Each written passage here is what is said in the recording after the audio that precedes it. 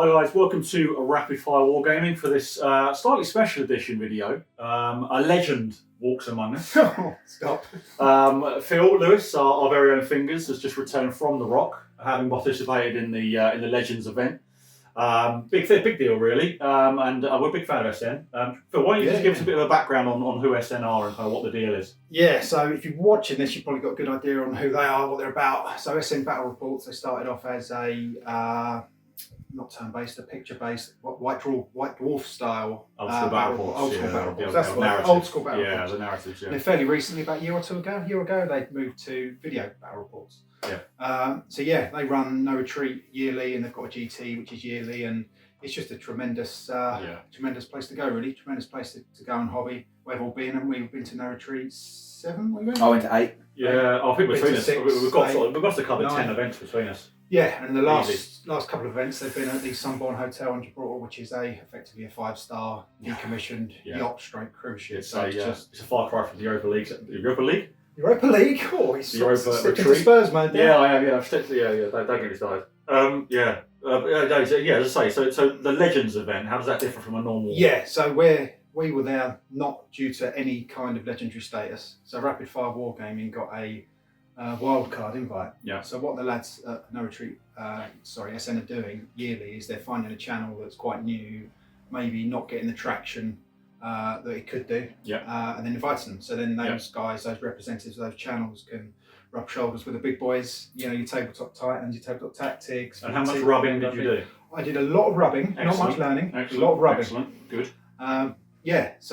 Just things like equipment you use, how to do things, sure. just networking really. Yeah. So we were there as a wild card, and as luck would have it, I was free, and I went with the RFW flag. Not just the RFW flag, you went with the beautifully painted NIDs that we see in front of us here. Why don't you tell us, just before you go, just a little bit of like why NIDs and kind of what the list looked like? Yeah, so I was getting a bit bored with armies that don't do much across all phases. Yeah, so I had Slanesh Demons, which I loved, absolutely loved, and probably still my favourite army, but they were just running up the board and hitting things. And firing mine bullets. And AdMech were very much just shooting. This is pretty good AdMech. I've not played them since they've been good. Since that happened. Yeah, exactly. So with NIDs, they come and do a bit of everything. And I wanted a paint job that was a bit unusual and something I enjoyed painting, so it's a hobby army really. Yeah. Those were NIDs, and that was the first army that sprung to mind when I got the invite from Polo a few weeks ago. Colour inspirations? Do you know what? DC from SN helped me out there. Nice. So I was talking to him, he's a big NID player, and we were chatting about different schemes, and I was really struggling, and I was trying loads of different schemes, and I just couldn't. I just had a couple of test models at the time from the Space Hulk set, and I was trying different schemes, and I was pretty much at the point of giving up, so I thought, they just all look shit. And he said, we thought about like an iridescent beetle, and he sent me a Google, like just print out basically, of all these different beetles, and I thought, wow, it's good, I'll give it a go. Yeah. And that Hive Fleet Chromium was born. Chromium. Very nice. Very nice, mate. So what did you run it as? Well, I was lucky because Warzone Octarius came out the Saturday that the list had to be submitted. Nice. So I was frantically looking at that and trying to work out what to add. And it wasn't about changing models. The models were models. I wasn't going to go out and sort of buy something that was good in the supplement. It was a case of Warlord traits, what different relics I could use, and trying to get a bit of synergy with these synaptic links now. Yeah. So do I put them on warriors, whatever. So it's a bit of a frantic Saturday. But I got a list submitted, I think about 10 to midnight. In fact, I was here, wasn't I, Tom? We had a game, didn't we? So I was sitting here trying to finish my list off, and the SM boys were like, "You got 5 minutes." And this what you're seeing here. This is the exact list. Yeah, it's exact list. It was meant to be part fluffy, but still be enjoyable, so you can have fun with it. Yeah, so you want to be able to have decent games with it without getting curb stomped, and you want to be able to play less. And we go, don't bring that. It's a bit, too competitive. And so it's got some good units, especially now with Octarius, with a Hive Guard, and it's got a lot of nice tweaks. When actually, I think it's a good list now. And obviously, they've just released the balancing pack thing, which I guess we could chat about. Balancing pack, you know what I mean?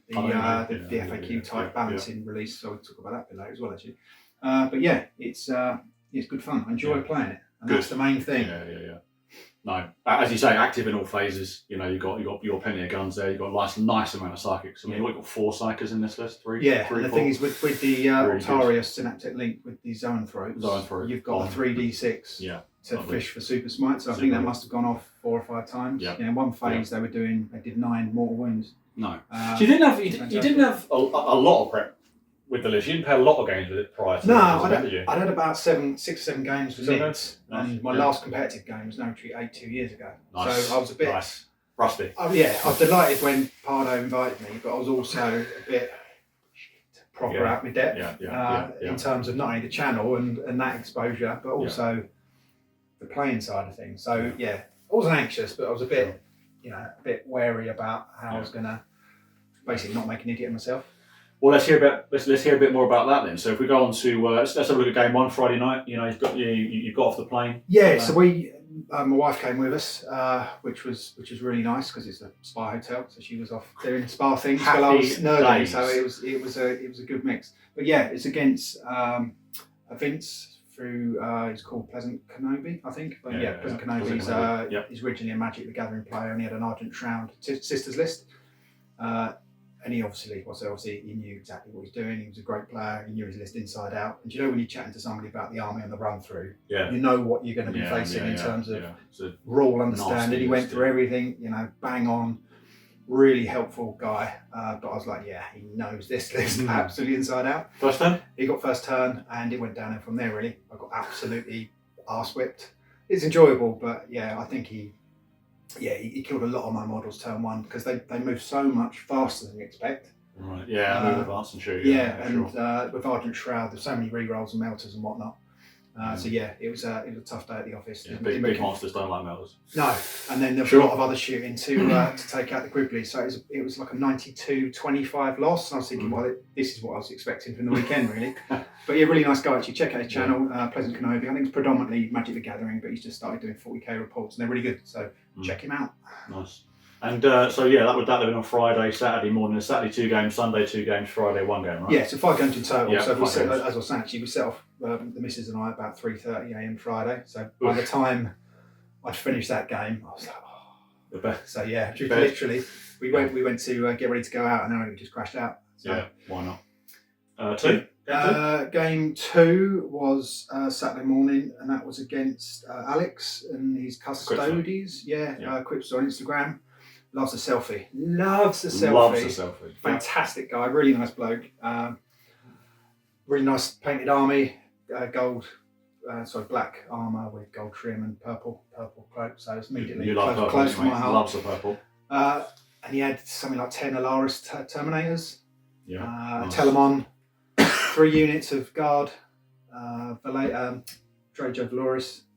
And something else. But it was a really nice list. But all the luck went my way, really. He was foot slogging up, nothing started off the board. And he brought his Alaris Terminators up down one of the flanks and pretty much threw them into my Zoas. And they were kept there the whole game. So he had 700 points just chopping away at these Zoas. And he was a bit bottlenecked, so he couldn't get around to the objective. And I think that's probably what won him the game. But also, he moved his Telemon up too far. So when I slingshot the Dimmacaron up with the Swarmlord, I've made a charge and took out the Telemon first turn, first turn, which I don't think he was expecting too much. He had a couple of shield captains on bikes, and they were paired up, sort of going around, and I was expecting them to be straight in the Hive Guard's grill, locking me down, and that didn't happen either. So I think afterwards he's saying he just needs to be much more aggressive with them. But really good game. I think I won that low scoring 64-40. So it could have gone either way, really. Well, it's good to beat the Custodes, isn't it? Good fun, absolute gent. One of them games that could have gone either way. We both enjoyed it, I hope. And that was game 2. So that was my first win, and that was like, yes, I achieved what I'd gone out to do. So I was like, if I can win one game, I'll be proper happy. And that was that. So it was kind of relaxed me a bit. Cool. So 1-1. You 1-1 loss. So 1-1 loss. Game 3 quickly against a really nice guy, Philip Hall, and we were joking about it wouldn't be good if we played each other because we had like Battle of the Fields. Philip Hall is his channel's Glacial Geek. Geek, You already know. And he's from Georgia, just North Florida, I think. Forgive me, Philip, if that's not exactly right. But a real character, and again, it was just fun from start to finish. He was running Dark Angels. I'll throw up the lists actually on the description of all my opponents. Yeah, really, again, I know it's a bit boring me saying it, but really nice guy. Made it a real enjoyable game. At one point, my Swarmlord had 1 wound left, and I thought, I'm going to cast Catalyst on him to try and keep him alive for us. Yeah. Sensible. Nothing could go wrong with that plan. I'd won. Unless. I had 2 CPs left, right? I think it was turn 3. Yeah. So I'm like, yeah, I rolled a 12 for perils, as you do. Beautiful. And I was thinking, do I use a CP to keep him alive, or do I say 2 CPs to fire the Hive Guard twice the next game? I was like, let's go for it, keep him alive. I rolled 2 6s, Russ. I feel like I know where this is going. I failed again, Russ, with a double 6.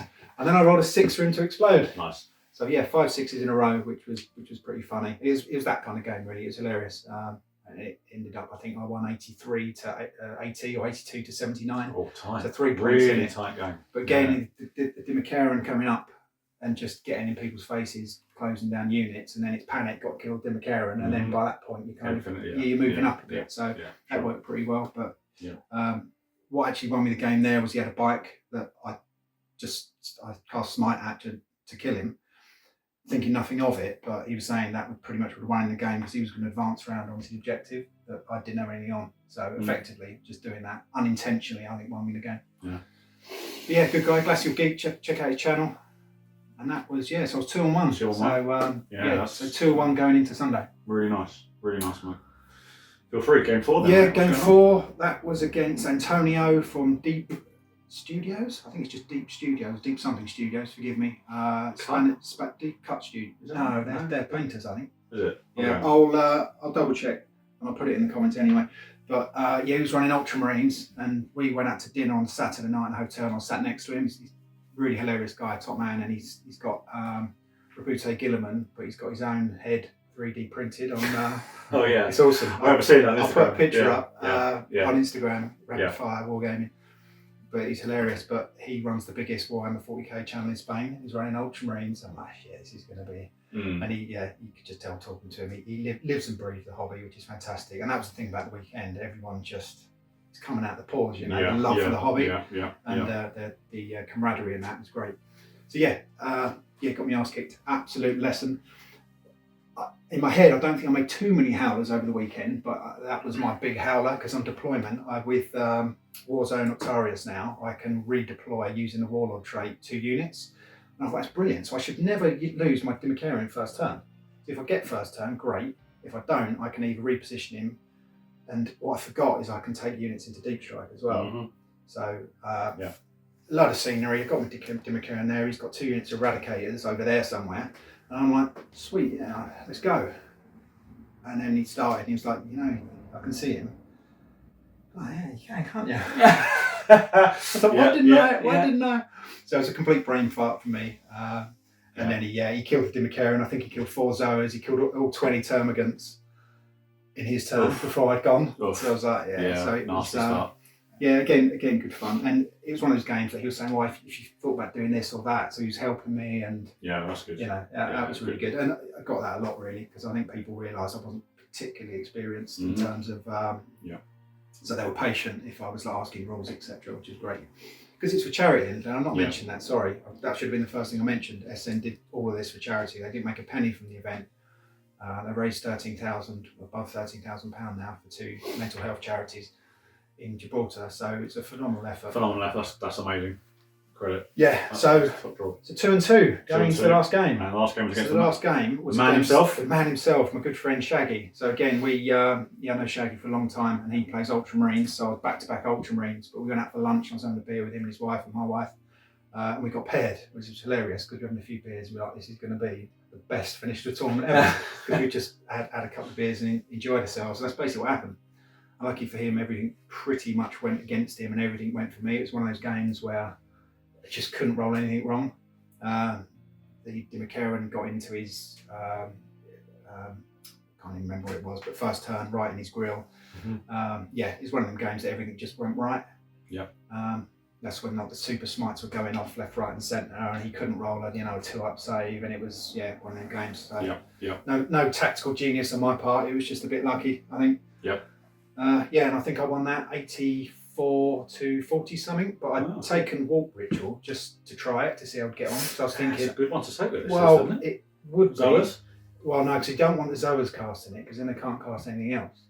So I thought the Hive Tyrant, move him up behind some scenery, get him within 6 inches and just do that. But he can deny. So it's the lesson there is never take it against an army that can deny. Well, yeah, he's got Tigurius, hasn't he? Yeah, exactly. Yeah, so he's a juicy. I took it, and I was thinking, if I got that, what's 14 points? That would have been my highest ever score, actually. If my uncle had tipped, he'd be my auntie. But it was, so I ended up 3-2, which I was really, really happy about. Great result. But it's great because the games are on stream, there's players, you got Lawrence, Stephen Box, all the sort of the real legends from the hobby playing, here, there, over the table on the stream, and you just walk around and, absorb it. It's fantastic. How much do you think Rising Tide helped you? Rising Tide probably helped me a lot, but knowing what I know now, I would have done some things differently, and I would have possibly even changed up the list a little bit, because I could have taken more units of Griblies. So for things like retrieve oculus data, 1 unit of Termagants, 1 unit of Hormagaunts. Now, things I was forgetting is you only can spend a CP to make a unit fire and do an action. Perfect on the Hive guard. They're back here. Retrieve oculus data, they can still shoot. I think I remembered that like game 3. But I probably would have taken a couple more units of 10 Hormagaunts. But it's a massive help to Nids. It's a massive help. There's a load of really useful stratagems. You can get +1 to hit. You can get 4 rerolls on the unit now. As I say, the super smites on the Zoas. There's other things as well, like mouse scepters. I think reroll damage and that. You could get some really nice combos. I think it's annoying that it means we probably won't get a codex for quite a while. But you can't grumble. No. Generally from the list, the sort of high level MVPs for the event. What sort of the top performing unit? I mean, it's easy to say the Hive Guard, just because the fact they'll shoot twice. Yeah, and they were largely not ignored, but they survived a lot more than I was expecting. A lot of the units that had deep strike capability were starting on the board for the assumption that they're going to get screened out, and really I was, because my monsters were going forward, and I didn't actually have that many more units to screen with. So they certainly survived longer than I was expecting. Swarmlord didn't do a lot. He never does really. He's a catapult for Dimikaran, but that's a very expensive catapult. He got mushed pretty quickly. Trigon, hilarious, because I said I'll take him for a laugh. He does nothing, and I think in the last game he came in and made a charge against a Ultramarine Dreadnought and killed him, which was quite funny. They hit like a truck, but they do die pretty easily. Yeah, and no invuln. And the Exocrine, there was so much cool scenery, but I think he fired 4 times the whole 5 games. And that was like a 150 point unit. So in hindsight, knowing the scenery, you could have made a lot of tweaks. The Warriors were good, but they just basically buffed and sat on an objective, which is cool, because that's what they're there to do. Hopefully we're going to see the power of the list with a we'll have a game now. We'll have a game now against the Marines. But I think it's a massive success. Hopefully, hopefully at some point we'll get a chance to go back to no retreat in some capacity. Probably not as a legend, because unless we can get our subscribers up. To be a genuine legend channel, is good luck to the next wild card, because they're going to thoroughly enjoy it.